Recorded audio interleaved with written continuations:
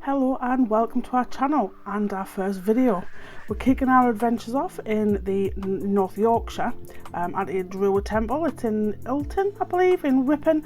It's always on my bucket list. I've seen it a few times and I'm kind of into that sort of thing, so I thought it would be a nice place to, and it's only about an hour and 20 minutes away from us, so that's where we thought we'd start our adventures.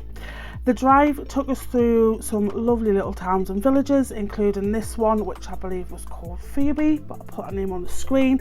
I just don't want to be butchering it. It's a lovely little village and it looks like something you would see in a period drama. Michael likens it to Heartbeat. I would say something like, you know, what you would see in like Downton Abbey, obviously minus the cars and the vans. The village itself is really small but has loads of walking tracks and bike tracks around it apparently. It's part of a Yorkshire bike thing that they do. I'm not 100% sure what it's called, but yeah. This village itself only has a population of about 300 people, so yeah, really small. There is a lovely little pub called the Black Swan, which we passed, so we may have to pay that a visit next time we're in the area. And apparently there's quite a few bed and breakfasts staying as well if you're looking for somewhere nice and peaceful to stay. So yeah, this is Phoebe, which apparently is Old Norse, and I put those on there because I want to butcher them, which means beach settlement, which I thought was bizarre because we're near a beach. As I say, most of the drive was fairly easy. We just come down the A19. However, the closer you get, the narrower the roads become when you do get on some proper country roads. Some like this one, for the last 20 or 30 minutes of the drive was single track. We went out of season, so not quite in the summer, so it was fairly quiet. There's plenty of passing places, but I can imagine in the summer it's going to be really busy. So if you're not from the UK, if you're not a confident driver, just bear that in mind, that if you go in the summer season, this is quite a popular sort of tourist destination, so just bear that in mind. Okay. As you turn into the ground and you're following your sat nav, then it will tell you to turn fairly early on. So just as you come up this track, there is a sign to the right, which is just up here, and it tells you, this one here, it tells you just to turn right here, which is obviously why we stopped. We're having a bit of a discussion because it also is private, you can't go that way. But if you continue to drive straight up, you will come to a turn on the left, which is where you turn into the car park. The main road in, like of this one, it is sort of fairly well maintained, but as you turn into the car park, it does become a bit more of a gravel track, so just bear that in mind. Again, if you haven't got great suspension on your car or you've got a bad back, it's probably not going to be great for you. But yeah, as you can see, plenty of passing places, but it is still a very narrow road as you're driving up. So this is the car park. It does kind of have two parts to it. So you've got the top part here, which I think is most people park in, but you can turn left down into another car park. But be mindful that some of those parking spaces are for the holiday yurts and the apartment, although there is some disabled parking there because they do have a cafe on site as well, which look lovely. We didn't get a chance to go in it, but it does look lovely. The car park is on an honesty box. So they do have a little hut where they have a box with some envelopes, so you would just pop your reg number of your vehicle and then the money and pop it into the honesty box. It is, I believe, £3 for cars and vans, £2 for motorbikes. So please do donate. I know it can be tempting so much, I think I was watching, but please do donate because it helps to keep these places going. As you come out of the car park, it is uphill, so a lot of the walk is uphill towards the druid temple. It's not massive hills, they're not really steep, they are just gently inclines, but it is generally an incline all the way up as you go. So as you'll see in the next couple of minutes there, you'll see us walking up towards the temple, and as I say, it is all uphill till you get to the actual temple itself.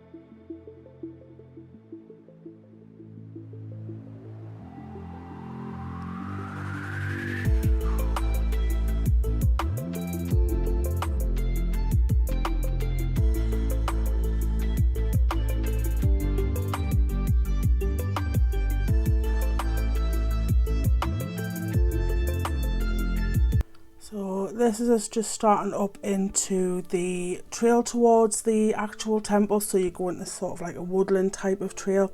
Now the temple itself isn't actually a Druid temple, it's a 19th century folly styled after Stonehenge, and it was actually built by a wealthy landowner named William Danbury.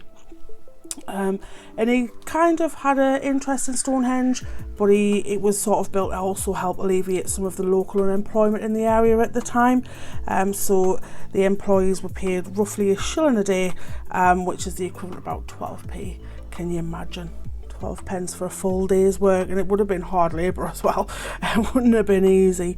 While most people commonly accept it was built around about 1820, official English sort of heritage records do date it more around about the 1800s, so it is still really old, just not quite as old as Stonehenge. So yeah, and it's got lots of different sort of rumours around it. So it's rumoured that a hermit lived there for many years, but its mythical connections are probably fairly tenuous, as it was built at the time when there was a great deal of interest in Druidism as part of the emergent, what we call the Romantic period, I suppose. So yeah, although it might not be a real Druid temple, something like Stonehenge, but it is definitely fascinating to see. It has 2 large stone circles, which also has an altar, a sacrificial stone, a tomb area. So it has pretty much everything that you would find in a Druid temple. So it does also have that eerie sort of feel. So as you walk in, straight away you're met with all of these different sort of areas. I thought this to your left there might have been the sacrificial stone. However, as you're walking through, there's another chamber where it's got what looks like a table and chairs, and I'm thinking maybe that might be it because it looks a bit bigger, but who knows. It's not really labelled, so you just kind of have to use your imagination as to what you think each area was. But yeah, as you walk through, again, be very mindful, it does get quite muddy. There was a lot of puddles, although Harley was loving her life because she loves anything water, whether it's a muddy puddle or not. So yeah, it's needless to say she was very messy after this visit. But yep, then you come into here and you've got this sort of area in there, which I'm assuming might be the tomb. It's the biggest part, so I assume this would have been the tomb area. And this is what we had some debate on. I couldn't decide whether this would have been the sacrificial area or again if it was some kind of meeting area. But as I say, although it's not an actual Druid temple from times gone by, it does hold its own kind of mystical feeling, if you like. I don't know whether it's just because of where it is and the legends that surround it. But yeah, it's definitely a really cool place and worth a visit if you are in North Yorkshire.